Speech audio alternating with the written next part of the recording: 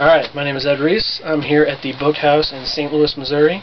I'm going to read from The Great Gatsby by F. Scott Fitzgerald.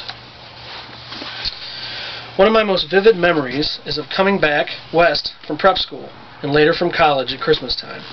Those who went farther than Chicago would gather in the old dim Union Station at 6 o'clock of a December evening with a few Chicago friends already caught up into their own holiday gaieties to bid them a hasty goodbye. I remember the fur coats of the girls returning from Miss This or That's, and the chatter of frozen breath, and the hands waving overhead as we caught sight of old acquaintances and the matchings of invitations. Are you going to the Ordways, the Herseys, the Schultzes, and the long green tickets clasped tight in our gloved hands?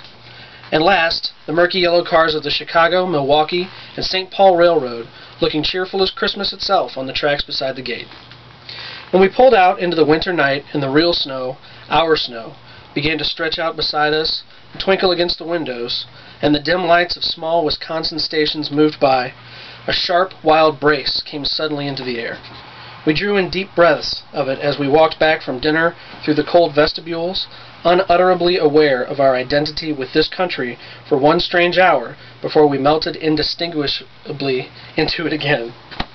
That's my Middle West, not the wheat or the prairies or the lost Swede towns, but the thrilling returning trains of my youth, and the street lamps and sleigh bells in the frosty dark, and the shadows of holly wreaths thrown by lighted windows on the snow. I am part of that, a little solemn with the feel of those long winters, a little complacent from growing up in the Caraway House, in a city where dwellings are still called through decades by a family's name. I see now that this has been a story of the West after all.